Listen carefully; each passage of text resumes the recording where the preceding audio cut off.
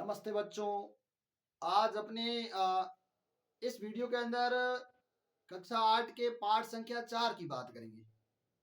हमने इससे पहले 3 पाठ देख लिए और आज हम पाठ संख्या 4 की बात करेंगे। तो देखो, आज का हमारा ये वीडियो रहेगा कक्षा 8 का। और पाठ संख्या बात करें तो आज हमारा ये पाठ संख्या 4 रहेगा, जिसका नाम है दहन और ज्वाला। तो आज बच्चों हम दहन और ज्वाला की बात करेंगे। दहन और ज्वाला वाले पाठ संख्या 4 की आज हम बात करेंगे। तो देखिए, इस पाठ के अंदर बच्चों सबसे पहले हम दहन के बारे में पढ़ेंगे। इसमें हम ईंधन के बारे में पढ़ेंगे और इस चैप्टर के अंदर हम ज्वाला के बारे में पढ़ेंगे। इस चैप्टर के अंदर हम ईंधन का अपूर्ण दहन होता है, ईंधन का पूर्ण दहन होता है, उससे क्या पर्यावरण पर प्रभाव पड़ेगा वो पढ़ेंगे। तो सबसे पहले हम इस पाठ संख्या 4 दहन और ज्वाला के अंदर सबसे पहले हम बात करते हैं ईंधन की। सीधा क्वेश्चन आता है, ईंधन किसे कहेंगे, ईंधन क्या होता है। तो देखिए, अगर हम ईंधन की बात करें कि ईंधन क्या कहता है या ईंधन किसे कहते हैं, तो आप कहोगे सर ईंधन वह पदार्थ होता है जिसको जलाने पर उष्मा मिलती है। यहां कहें तो जिसको जलाने पर ऊर्जा मिलती है, उस पदार्थ को हम क्या कहते हैं, ईंधन। यानी ईंधन किसे कहेंगे तो आप कहोगे वह पदार्थ जिसको जलाने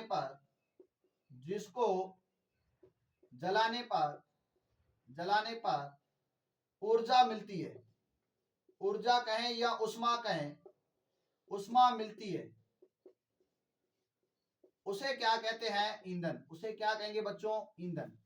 तो अगर क्वेश्चन आपसे पूछे ईंधन क्या है या ईंधन किसे कहेंगे, आपको सर ईंधन वह पदार्थ होता है जिसको जलाने पर ऊर्जा मिलती है या उष्मा मिलती है, उस पदार्थ को हम क्या बोलते हैं, ईंधन।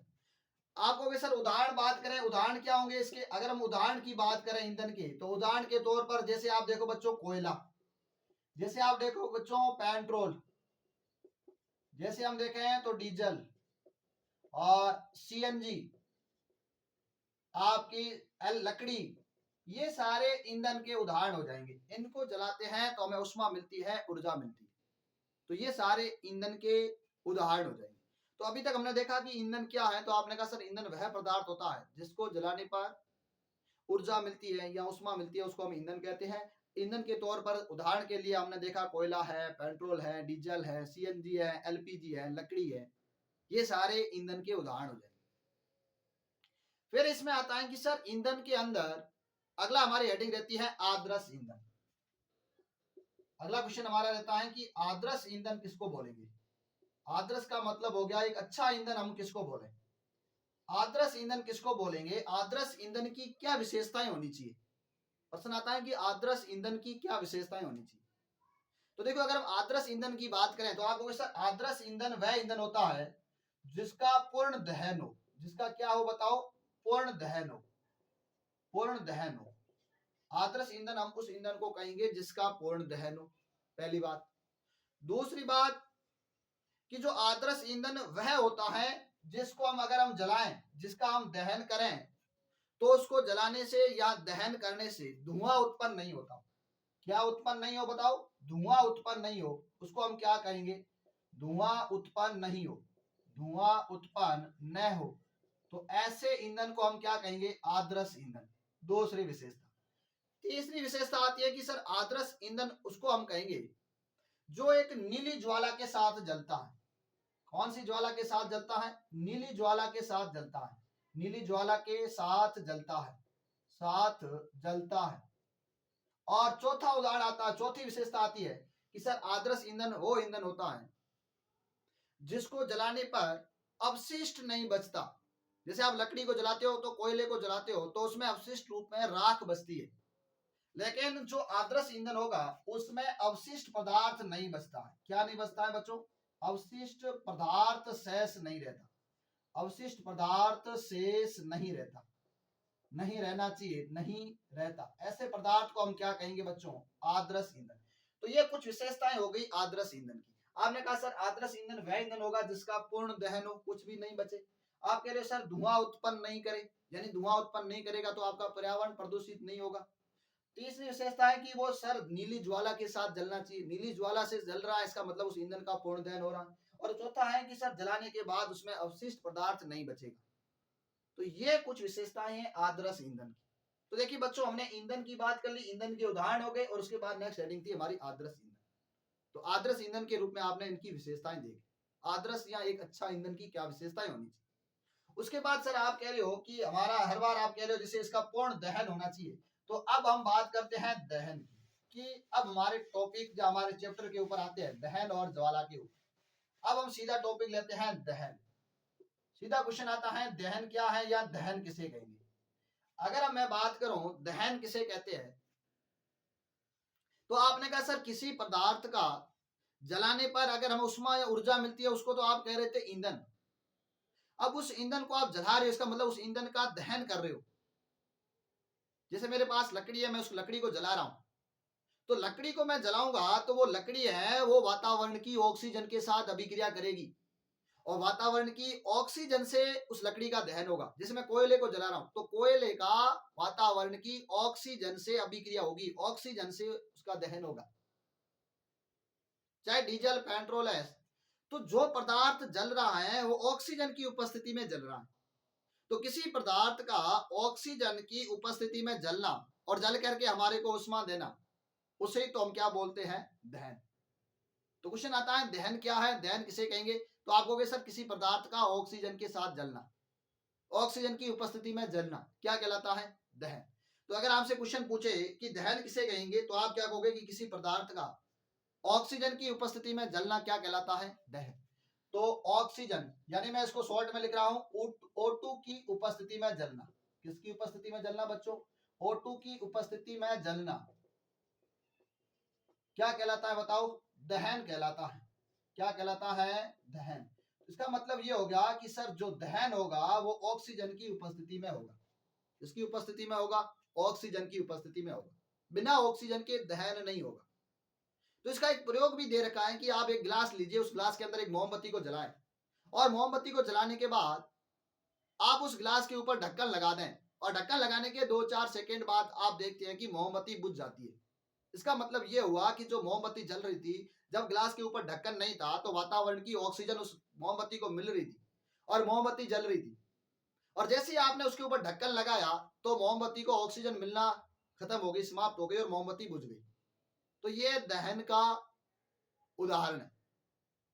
तो हमने कहा कि किसी पदार्थ का ऑक्सीजन में O2 की उपस्थिति में जलना क्या कहलाता है, दहन। फिर आता है कि दहन के लिए आवश्यकताएं। किसके लिए आवश्यकताएं बच्चों, दहन के लिए। अगर आप किसी पदार्थ को जलाना चाहते हो तो उसके लिए क्या आवश्यकताएं होनी चाहिए, दहन के लिए आवश्यकताएं। सीधा क्वेश्चन आता है कि दहन के लिए क्या आवश्यक है। तो दहन के लिए आवश्यक, तो दहन के लिए सबसे पहला होना चाहिए कि दहन उसी का होगा जब ईंधन होना चाहिए, यानी किसकी उपस्थिति हो, ईंधन की उपस्थिति, यानी ईंधन होना चाहिए, पहली बात। दूसरा है दहन के लिए सर ऑक्सीजन, यानी क्या होनी चाहिए, O2 होनी चाहिए। ऑक्सीजन होगी तभी दहन होगा, यानी किसकी उपस्थिति हो, O2 की उपस्थिति हो। और तीसरा आता है कि सर दहन कर रहे हो तो आपके पास ज्वलन ताप होना चाहिए। हम बात करेंगे आगे ज्वलन ताप क्या होता है। तो किसकी उपस्थिति हो, ज्वलन ताप की उपस्थिति हो। अगर ये 3 स्थितियां हैं तो दहन होगा। ये 3 चीजें जरूरी है दहन के लिए, जिसको हम पढ़ते हैं दहन के लिए आवश्यक पदार्थ, कि दहन के लिए क्या क्या होना चाहिए। तो आपने कहा सर दहन के लिए ईंधन होना चाहिए जिसको आप जलाओगे, ऑक्सीजन होना चाहिए, और ज्वलन ताप होना चाहिए। तो ये 3 आवश्यकताएं होती है दहन के लिए। तो हमने अभी दहन और दहन के लिए आवश्यकता की बात करी। दहन आपने कहा किसी पदार्थ का ऑक्सीजन की उपस्थिति में जलना क्या कहलाता है, दहन। और आपने कहा दहन के लिए आवश्यकता है, तो आपने कहा सर ईंधन की आवश्यकता होती है, ऑक्सीजन की आवश्यकता होती है, उसके साथ साथ ज्वलन ताप की आवश्यकता होती है। फिर आता है कि सर दहन कितने प्रकार का होता है। अब हम बात करते हैं दहन के प्रकार की। अगर हम दहन के प्रकार की बात करें तो बच्चों दहन 2 प्रकार का होता है। नेक्स्ट हमारी हेडिंग रहेगी दहन के प्रकार। अगर हम दहन की प्रकार की बात करें तो आप कहोगे सर दहन 2 प्रकार का होता है। दहन 2 प्रकार का होता है। एक तो होता है सौतेय दहन। कैसा दहन बताओ, सौतेय दहन। और दूसरा होता है तीव्र दहन।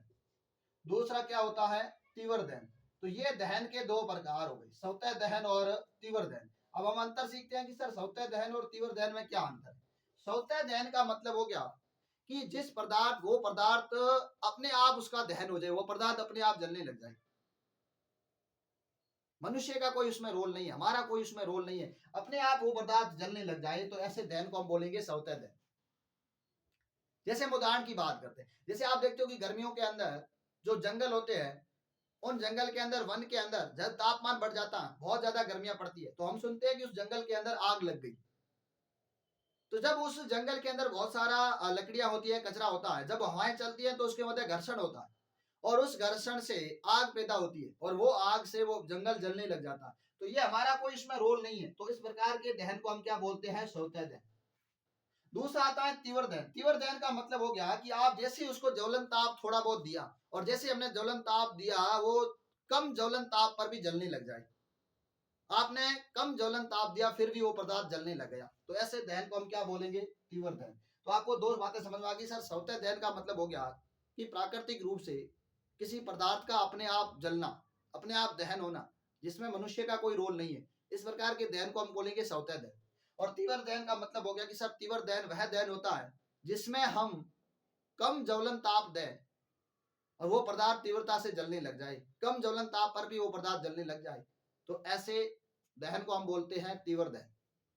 तो ये हमारी बात थी दहन के प्रकार। उसके बाद बच्चों फिर हमारा इसमें आता है, आप बार बार सर नाम ले रहे हो ज्वलन ताप, तो अब ये ज्वलन ताप क्या होता है, इसकी परिभाषा हमें पता होना चाहिए। तो देखिए अब हम बात करते हैं ज्वलन ताप की। अगर आपसे क्वेश्चन पूछे कि ज्वलन ताप क्या होता है, ज्वलन ताप किसे कहेंगे, तो ज्वलन ताप का मतलब होता है कि वह न्यूनतम तापमान जिस पर कोई पदार्थ जलने लग जाता है। जैसे मेरे पास मान लो कोयला है, उस कोयले को मैं तापमान दे रहा हूँ 20 डिग्री, 30 डिग्री और 50 डिग्री। जैसे मैंने 50 डिग्री तापमान दिया और उस कोयले के अंदर आग उत्पन्न हो गई, कोयले का दहन होना शुरू हो गया, तो उस कोयले के लिए ज्वलन ताप होगा 50 डिग्री। यानी वह न्यूनतम तापमान जिस पर कोई पदार्थ जलने लग जाता है, उस न्यूनतम तापमान को हम बोलते हैं ज्वलन ताप। यानी अगर हम ज्वलन ताप की बात करें तो आप कहोगे सर वह न्यूनतम तापमान, वह न्यूनतम तापमान जिस पर कोई पदार्थ जलने लग जाए, जिस पर कोई पदार्थ जलने लग जाए, जलने लग जाए, उस ताप को ज्वलन ताप कहते हैं, उस ताप को ज्वलन ताप कहते हैं। तो ये हमारा सीधा सा क्वेश्चन आ जाता है कि ज्वलन ताप क्या होता है। तो आपने कहा सर वह न्यूनतम तापमान जिस पर कोई पदार्थ जलने लग जाए, उस ताप को हम क्या बोलते हैं? ज्वलन ताप। जैसे मैंने आपको उदाहरण दे दिया कि आप किसी वस्तु को जला रहे हो, उसको जलाने के लिए आपने उसको तापमान देना शुरू किया, उसको गर्म करना शुरू किया, आपने उसको 20 degree, 30 degree, 40 degree, 50 degree, 60 degree, ऐसे करते करते आप मान लो उसको 70 डिग्री तापमान तक पहुंचे, और 70 डिग्री पर वो पदार्थ जलने लगी, वो वस्तु जलने लगी। इसका मतलब उस वस्तु का, उस पदार्थ का जो ज्वलन ताप था वो 70 डिग्री था। तो ये हमारी बात हो गई है ज्वलन पदार्थ की, सॉरी ज्वलन ताप की। अब इसके साथ साथ आता है ज्वलनशील पदार्थ भी, तो हम इसको दोनों की परिभाषा एक साथ कर लेते हैं। एक आते हैं ज्वलनशील पदार्थ। अब देखो ज्वलनशील पदार्थ हम उन पदार्थ को बोलते हैं जो कम तापमान पर जलने लग जाते हैं। ज्वलनशील पदार्थ आपको सर वह पदार्थ होते हैं जो कम तापमान पर जलने लग जाते हैं, ऐसे पदार्थ को हम बोलते हैं ज्वलनशील पदार्थ। क्वेश्चन हमारे से पूछते हैं कि ज्वलनशील पदार्थ क्या होता है, तो आप कहोगे सर ज्वलनशील पदार्थ वह पदार्थ होता है जो कम तापमान पर जलने लग जाता है। यानी अगर हम ज्वलनशील पदार्थ की बात करो, आप कहोगे वह पदार्थ जो कम तापमान पर, कम तापमान पर जलने लग जाए, ऐसे पदार्थ को हम क्या बोलते हैं? ज्वलनशील पदार्थ। तो वह पदार्थ जो कम तापमान पर, जैसे उसको आपने 20, 12, 15 डिग्री तापमान दिया और वो पदार्थ जलने लगे, तो ऐसे पदार्थ को हम क्या बोलेंगे? ज्वलनशील पदार्थ। और ज्वलन ताप किसको बोलोगे? आपको सर ज्वलन ताप वह ताप होता है, वह न्यूनतम तापमान होता है जिस पर कोई पदार्थ जलने लग जाता है, उस पदार्थ के लिए वो तापमान ज्वलन ताप होता है। जैसे कोयला मान लो 50 डिग्री पे जल रहा है, तो कोयले के लिए ज्वलन ताप 50 डिग्री है। पेट्रोल है वो मान लो 20 डिग्री पे जल रहा है, तो पेट्रोल के लिए ज्वलन ताप 20 डिग्री है। तो इस तरह से अलग अलग पदार्थ का जो ज्वलन ताप होता है वो अलग अलग होता है। तो ये हमारी बात थी ज्वलन ताप और ज्वलनशील पदार्थ की। अब नेक्स्ट हमारा आता है कि आग को नियंत्रित करने के उपाय या इस दहन को रोकने के उपाय। नेक्स्ट हमारी हेडिंग रहती है दहन को रोकने के उपाय, रोकने के उपाय। अब दहन को रोकने के उपाय में से पहला उपाय आता है कि सामान्यतः लकड़ी में, कागज में, कोयले में अगर कोई आग लगी है तो उस आग को बुझाने के लिए, जैसे आप कह रहे हो सर लकड़ी के अंदर आग है, या आप कह रहे हो सर कोयले के अंदर आग लगी हुई है, या कोई कागज के अंदर आग लगी हुई है, तो इस आग को, इनके अंदर अगर कोई आग है या कोई इनका मान लो कोई दहन हो रहा है, इनके अंदर आग है या इनका दहन हो रहा है, तो इस दहन को रोकने के लिए, इस दहन को रोकने के लिए आप क्या कर सकते हो? तो इस दहन को रोकने के लिए आप कहोगे सर इसके ऊपर आप पानी डाल दें, इसके ऊपर आप मिट्टी डाल दें, जिससे इसका दहन है वो रुक जाएगा। अगर सामान्यतः हम लकड़ी, कागज, कोयले इसके अंदर आग है तो इस तरह से हम इस आग को बुझा सकते हैं, रोक सकते हैं। लेकिन क्वेश्चन आता है कि सर अगर ये आग विद्युत उपकरणों के अंदर हो, या ये आग मान लो डीजल और पेट्रोल के अंदर लग जाए, डीजल पेट्रोल का अगर दहन होना शुरू हो जाए, तो उस दहन को हम किस तरह से कंट्रोल कर सकते हैं, नियंत्रित कर सकते हैं, उसको हम किस तरह से रोक सकते हैं? उसको हम पानी से नहीं रोक सकते, क्योंकि आपको बताया डीजल और पेट्रोल तेल है, और तेल है वो पानी से हल्का होता है। जैसे उसके ऊपर पानी डालोगे तो तेल तो ऊपर आ जाएगा, पानी नीचे बैठ जाएगा और दहन चालू रहेगा, दहन बंद नहीं होगा। और अगर विद्युत उपकरणों में आग है, अगर उसके ऊपर आप पानी डालोगे तो आपको पता है पानी विद्युत का सुचालक है, जैसे आप उसके ऊपर पानी डालोगे तो पानी डालने वाले को करंट लग सकता है। तो उस दहन को रोकने के लिए, यानी हम विद्युत उपकरणों में या डीजल और पेट्रोल में लगी आग को रोकने के लिए, उसको नियंत्रित करने के लिए क्या कर सकते हैं? तो अब हम नेक्स्ट बात करते हैं। दूसरा पॉइंट आता है कि सर इसका हम नियंत्रित कैसे करें। दूसरा पॉइंट आता है सर विद्युत उपकरणों को, विद्युत उपकरण साथ साथ डीजल या पेट्रोल में लगी आग, में लगी आग को रोकने के उपाय, को रोकने के उपाय, दूसरा हेडिंग है हमारी। तो इसको रोकने के उपाय के रूप में आता है कि सर विद्युत उपकरणों में या डीजल और पेट्रोल के अंदर आग लगी है तो इसको हम पानी से नहीं बुझा सकते, तो इसको नियंत्रित करने के लिए हम CO2 गैस का उपयोग करते हैं। इसका नियंत्रण किससे करते हैं? आप कहोगे CO2 गैस के द्वारा। इसके द्वारा करते हैं, CO2 गैस के द्वारा नियंत्रित किया जाता है, CO2 गैस के द्वारा नियंत्रण। अब CO2 गैस के द्वारा नियंत्रण कैसे होगा? नियंत्रण करते हैं CO2 गैस के द्वारा, इनका नियंत्रण करते हैं, आग को नियंत्रण करते हैं, आग को बुझाते हैं। अब CO2 गैस के द्वारा कैसे नियंत्रण करेंगे, इधर सुनना। हम जैसे विद्युत उपकरणों या डीजल और पेट्रोल पर आग लगी, उस पर CO2 गैस का छिड़काव करते हैं, और जो CO2 गैस है वो O2 गैस यानी ऑक्सीजन से भारी है, और CO2 के ऑक्सीजन से भारी होने से क्या होगा कि CO2 गैस है वो ऑक्सीजन गैस को कंबल की तरह घेर लेती है, और जब CO2 गैस O2 गैस को कंबल की तरह गैस घेर लेती है, जिससे O2 का जो जल रहा था, पेट्रोल, डीजल या विद्युत उपकरणों में आग लगी हुई थी, जो जल रहा था, उस ईंधन से उस ऑक्सीजन का संपर्क टूट जाता है, और जैसे ही ईंधन का ऑक्सीजन से संपर्क टूटेगा तो आग बुझ जाती है, क्योंकि हमने पढ़ा है कि बिना ऑक्सीजन के कोशिका दहन नहीं होगा। तो क्वेश्चन आता है कि विद्युत उपकरणों, कोयले और विद्युत उपकरणों तथा डीजल पेट्रोल में लगी आग को कैसे नियंत्रित करते हैं? तो आप लिखोगे कि विद्युत उपकरणों या कोयले और पेट्रोल में लगी आग को नियंत्रित करने के लिए हम CO2 गैस का छिड़काव करते हैं, और CO2 गैस O2 गैस से, ऑक्सीजन गैस से भारी होने के कारण CO2 गैस ऑक्सीजन गैस को कंबल की तरह घेर लेती है, जिससे ऑक्सीजन गैस का उस जल रहे ईंधन से संपर्क टूट जाता है और वह दहन रुक जाता है, अर्थात आग जो लगी थी वो आग बुझ जाती है। तो ये आप उत्तर में लिख सकते हो कि विद्युत उपकरणों और डीजल पेट्रोल में लगी आग को इस तरह से नियंत्रित कर सकते हैं। तो ये सारी बातें हमारे पास दहन की थी कि दहन किसे कहेंगे, दहन के प्रकार हो गए, ज्वलनशील पदार्थ हो गया, ज्वलन ताप हो गया। तो ये हमारे पास दहन की बातें थी। अब हम नेक्स्ट बात करते हैं बच्चों ज्वाला की। अब हम नेक्स्ट लेते हैं ज्वाला। देखो हम ज्वाला की बात करें तो इस ज्वाला के अंदर सबसे पहले आता है मोमबत्ती का डायग्राम।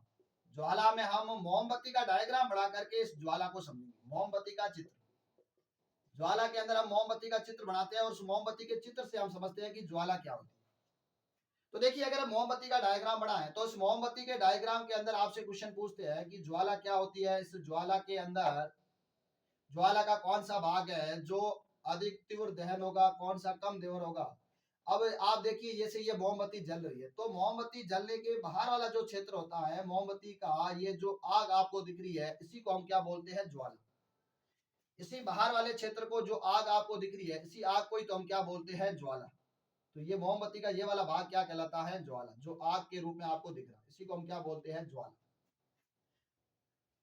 अब देखिए इस ज्वाला के जो ये आग लगी हुई है, इस आग या इस ज्वाला के सबसे बाहर वाला क्षेत्र है, इस ज्वाला के सबसे बाहरी क्षेत्र को हम क्या बोलते हैं, आपको कि सर जो इसका सबसे बाहरी क्षेत्र है, ये बाहरी क्षेत्र होता है, ये पूर्ण दहन को दर्शाता है। किसको दर्शाता है, पूर्ण दहन को। कि सर इसमें इस बाहरी क्षेत्र बता रहा है कि इसका पूर्ण दहन हो रहा है, जो मोमबत्ती जल रही है उसका पूर्ण दहन हो रहा है, वो भी कौन सी ज्वाला के साथ, नीली ज्वाला के साथ। किस कौन सी ज्वाला के साथ, नीली ज्वाला के साथ। बाहर वाला क्षेत्र बताता है बच्चों पूर्ण दहन, और बाहर वाला क्षेत्र पूर्ण दहन को भी बताता है। और बाहर वाला क्षेत्र है, ये बाहर वाला क्षेत्र सबसे गर्म क्षेत्र होता है। बाहर वाला क्षेत्र क्या होता है बच्चों, सबसे गर्म क्षेत्र।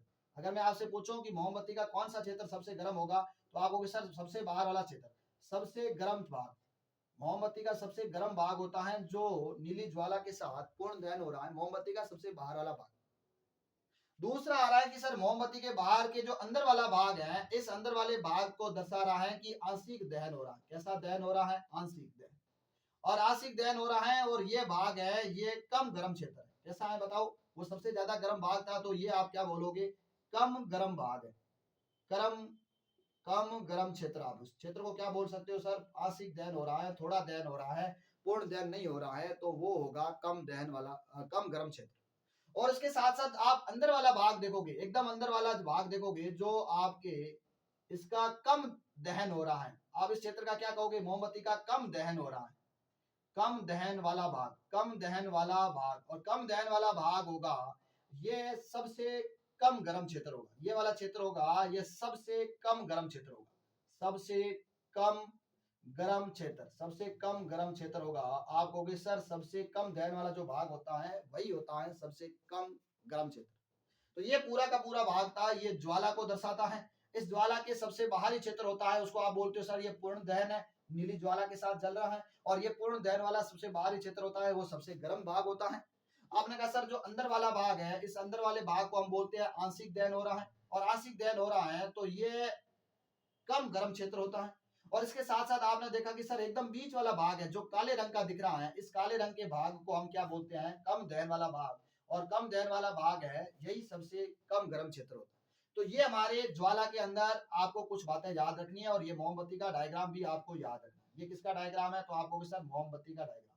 तो ये हमारे पास ज्वाला से संबंधित क्वेश्चन थे कि ज्वाला के अंदर कम भाग कौन सा होगा, सबसे कम भाग कौन सा होगा, ये बात है।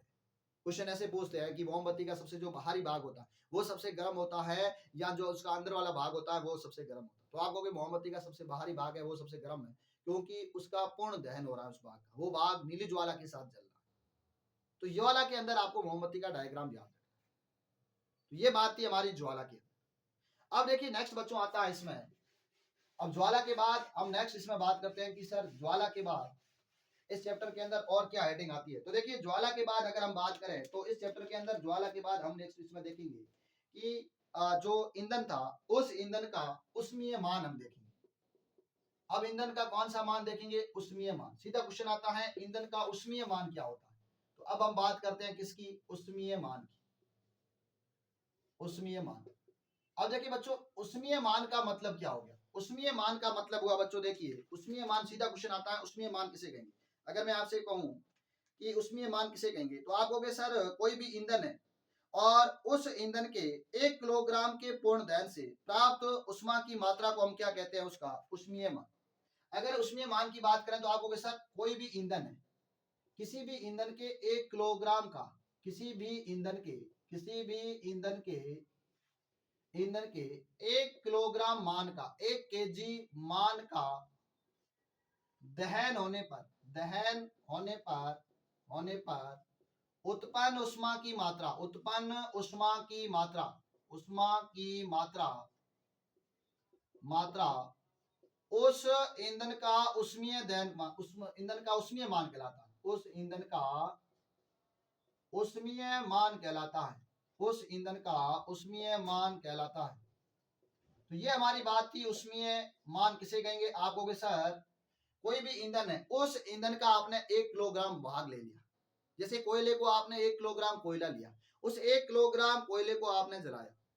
उस 1 किलोग्राम कोयले को जलाने से कितनी उष्मा निकली, कितनी ऊर्जा प्राप्त हुई, कितनी उष्मा प्राप्त हुई, उस उष्मा का मान उस कोयले का उष्मीय मान कहलाएगा। क्या कहलाएगा? उष्मीय मान। तो देखो मैं वापस याद आपसे कराता हूं। उष्मीय मान का मतलब हो गया कि सर 1 किलोग्राम ईंधन के पूर्ण दहन से उत्पन्न उष्मा का मान। आपने 1 किलोग्राम कोयला ले लिया, उसको जलाया, आपने देखा उसमें कितनी उष्मा निकली, जितनी भी उष्मा निकली वो उष्मा उस कोयले का उष्मीय मान कहलाती है। क्या कहलाती है? उष्मीय मान।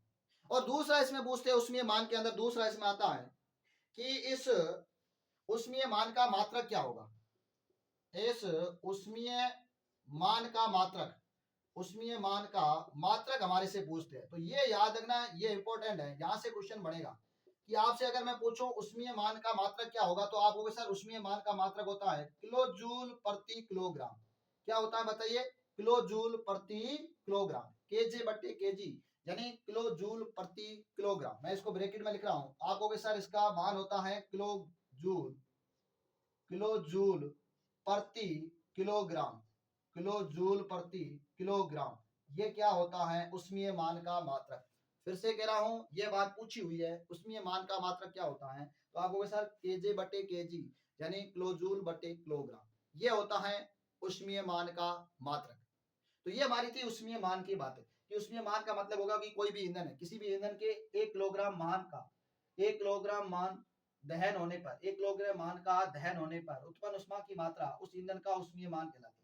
उष्मीय मान का मात्रा क्या होगा? तो आप कहोगे सर किलो जूल बट्टे किलोग्राम, किलो जूल बट्टे किलोग्राम या किलो जूल प्रति किलोग्राम। ये उष्मीय मान का क्या होता है? मात्रा। इसके बाद नेक्स्ट आता है बच्चों कि ईंधन के दहन से पर्यावरण क्या क्या प्रभाव पड़ेगा। अगर हम ईंधन का दहन कर रहे हैं, आप कह रहे हो सर कोई ईंधन का पूर्ण दहन हो रहा है, किसी ईंधन का आंशिक दहन हो रहा है, तो ईंधन के दहन से हमारे पर्यावरण पर क्या प्रभाव पड़ता है उसकी हम बात करेंगे। तो हम नेक्स्ट हेडिंग आती है ईंधन के दहन से, ईंधन के दहन से पर्यावरण पर प्रभाव, पर्यावरण पर प्रभाव। तो इसके बिंदु आते हैं और यहां से प्रश्न बनने की संभावना है ज्यादा। यहां से क्वेश्चन पक्का आपसे पूछेंगे कि ईंधन के दहन से पर्यावरण पर क्या प्रभाव पड़ता है। पहला प्रभाव, ईंधन के दहन से पहला प्रभाव क्या पड़ता है पर्यावरण पर, तो सुनिए। पहला प्रभाव आता है कि आप अगर लकड़ी को जला रहे हो, ईंधन के रूप में लकड़ी को जला रहे हो, यहाँ आप ईंधन के रूप में कोयले को जला रहे हो, यहाँ मान लेते हैं ईंधन के रूप में आप पेट्रोल को जला रहे हो, तो इनको इनका दहन पूर्ण रूप से नहीं होता क्योंकि ये आदर्श ईंधन की श्रेणी में नहीं आते, तो इनका पूर्ण दहन नहीं होता। अगर इनका पूर्ण दहन नहीं होगा तो इनके दहन से कुछ कण बच जाते हैं। तो इनके दहन से जो कण उत्पन्न होते हैं, क्या उत्पन्न होते हैं बताओ? दहन से कण उत्पन्न होते हैं। और ये कण वातावरण के अंदर जब हम श्वसन लेते हैं तो श्वसन के दौरान ये निकलने वाले जो कण है कार्बन के, ये हमारे श्वसन के दौरान हमारे श्वसन तंत्र में चले जाते हैं, हमारे फेफड़ों के अंदर चले जाते हैं। और फेफड़ों में श्वसन के अंदर जाने से क्या होता है कि अस्थमा, या जिसको आप बोलते हो दमा नामक रोग होता है। कौन सी बीमारी होती है? दमा, या जिसको आप अस्थमा रोग होता है। तो ये पहला प्रभाव हो गया कि सर लकड़ी या कोयले पेट्रोल के दहन से जो कण उत्पन्न होते हैं, पूर्ण इसका दहन होगा नहीं, कुछ कण इसके रह जाएंगे। वो कण अगर हम श्वसन के दौरान श्वसन तंत्र में चले जाएंगे, फेफड़ों के अंदर चले जाएंगे, और उससे हमारे दमा या अस्थमा नामक बीमारी भी होती है। ये तो था हमारा पहला कारण। अब दूसरा आता है कि इसका दूसरा प्रभाव और क्या सर प्रभाव पड़ेगा। दूसरा आता है कि सर अगर अपूर्ण दहन हो रहा है, पूर्ण दहन नहीं हो रहा है, तो अपूर्ण दहन से एक गैस उत्पन्न होती है, उस गैस को हम बोलते हैं अपूर्ण दहन से क्या होगा? अपूर्ण दहन से सीओ, सीओ यानी कौन सी गैस? कार्बन मोनोऑक्साइड गैस उत्पन्न होती है। कार्बन मोनोऑक्साइड, कौन सी गैस है? कार्बन मोनोऑक्साइड, सीओ है वो उत्पन्न होती है। Carbon monoxide, carbon monoxide gas उत्पन्न होती है। गैस उत्पन्न होती है और कार्बन मोनो गैस उत्पन्न होती है, तो ये कार्बन मोनोऑक्साइड गैस उत्पन्न होती है। ये गैस एक विषैली गैस है। ये गैस कैसी गैस है, तो आप कहोगे सर ये विषैली गैस है। कैसी गैस है? विषैली गैस है। और ये विषैली गैस होने से अगर हम इसका श्वसन में हम ले लेंगे, अगर आप लकड़ी का, कोयल का, पेट्रोल का दहन कर रहे हो, उसका पूर्ण दहन नहीं होगा, उसका अपूर्ण दहन होगा। और अपूर्ण दहन होने से कौन सी गैस उत्पन्न होगी? CO, यानी कार्बन मोनोऑक्साइड गैस। और ये कार्बन मोनोऑक्साइड क्या है? एक विषैली गैस है। और अगर ये कार्बन मोनोऑक्साइड CO गैस अधिक मात्रा में होगी तो क्या होगा कि हमारी दम घुट करके मृत्यु हो सकती है। व्यक्ति की क्या हो सकती है? मृत्यु। फिर नेक्स्ट आता है अगला कि सर अगर अधिकतर आप ईंधन को जलाते हो, तो ईंधन को जलाने से तीसरा आता है कि सर ईंधन को जलाते हैं तो हम देखते हैं कि सर CO के साथ साथ CO2 गैस भी उत्पन्न होती है। यानी मैं बात करूं ईंधन के दहन से, ईंधन के दहन से CO2 भी गैस उत्पन्न होती है। CO के साथ साथ और कौन सी गैस उत्पन्न हो सकती है? CO2 गैस उत्पन्न होती है। CO2 गैस उत्पन्न होती है। CO2 गैस उत्पन्न होती है। और ये CO2 गैस क्या कर रही है कि वातावरण के अंदर इस CO2 गैस की परत बढ़ रही है। और CO2 गैस के कारण वातावरण का तापमान है और बढ़ रहा है। और CO2 गैस के कारण वातावरण के तापमान के बढ़ने को हम बोलते हैं ग्लोबल वार्मिंग या विश्व उष्णन। यानी इस CO2 के कारण क्या हो रहा है, तो आप कहोगे सर विश्व उष्णन, विश्व उष्णन या जिसको आप बोलते हो ग्लोबल वार्मिंग, जिसको आप क्या बोलते हो? Global warming. अब विश्व उष्णन या ग्लोबल वार्मिंग का मतलब हो गया CO2 के कारण पृथ्वी का तापमान बढ़ना। किसके कारण बताइए? CO2 के कारण पृथ्वी का ताप बढ़ना, पृथ्वी के या पृथ्वी का तापमान बढ़ना, तापमान बढ़ना विश्व उष्णन कहलाता है। क्या कहलाता है बताइए? विश्व उष्णन, विश्व उष्णन कहलाता है। आप देख रहे हो कि जो गर्मियां ज्यादा पड़ रही है, तापमान पृथ्वी का बढ़ रहा है, उस तापमान को बढ़ाने में एक CO2 गैस की भी जिम्मेदारी है। उसमें CO2 गैस की भी भूमिका है कि CO2 अगर ईंधन के दहन से CO2 गैस उत्पन्न होती है और यह CO2 गैस विश्व उष्णन या ग्लोबल वार्मिंग कर रही है पर्यावरण के अंदर, पर्यावरण के अंदर विश्व उष्णन या ग्लोबल वार्मिंग कर रही है। यानी कहने का मतलब हो गया कि CO2 के कारण पृथ्वी का तापमान बढ़ना क्या कहलाता है? विश्व उष्णन या ग्लोबल वार्मिंग। इसके साथ साथ चौथी बात आपको याद रखनी है कि दहन से पर्यावरण पर क्या प्रभाव पड़ेगा। तो चौथी बात याद रखनी है कि सर ईंधन का जो दहन होता है, ईंधन के दहन से, ईंधन के दहन से, ईंधन के दहन से यानी कोयला सॉरी डीजल और पेट्रोल के दहन से, ईंधन के दहन से मुख्य रूप से डीजल और पेट्रोल के दहन से, जैसे आपने कहा सर CO निकल रही थी, CO2 निकल रही थी, उसी तरह से ईंधन के दहन से SO2 सल्फर डाइऑक्साइड व NO2 नाइट्रोजन डाइऑक्साइड गैस भी उत्पन्न होती है। गैस भी उत्पन्न होती है, गैस भी उत्पन्न होती है। और ये गैस क्या करती है वातावरण के अंदर? ये गैस क्या करेगी वातावरण में? वातावरण में बारिश के दौरान, वर्षा होती है वातावरण में, वर्षा के दौरान, वर्षा के दौरान वर्षा जल से अभिक्रिया कर लेती है। वर्षा जल से क्रिया कर अम्ल बना देती है। क्या बन जाती है? अम्ल बना देती है, अम्ल बना देती है, अम्ल बना देती है। जैसे आप देखें, जैसे जैसे आप कहोगे SO2 से H2SO4 अम्ल, सल्फ्यूरिक अम्ल, NO2 से HNO3 अम्ल, नाइट्रिक अम्ल, ये दो अम्ल बनते हैं। और ये अम्ल जब पृथ्वी पर बरसात के रूप में बरसते हैं, बरसात के रूप में जब ये H2SO4 HNO3 सल्फ्यूरिक अम्ल जो SO2 से बन रहा है, नाइट्रिक अम्ल जो NO2 से बन रहा है, ये दोनों अम्ल बरसात के साथ जब जमीन पर पड़ते हैं तो उस बारिश को हम बोलते हैं अम्लीय वर्षा। कौन सी वर्षा कहते हैं? जैसे H2SO4 HNO3 अम्ल का वर्षा के साथ भूमि पर आना, वर्षा के साथ भूमि पर आना, भूमि पर गिरना अम्लीय वर्षा कहलाता है। गिरना क्या कहलाता है बताओ? अम्लीय वर्षा, अम्लीय वर्षा कहलाता है, अम्लीय वर्षा कहलाता है।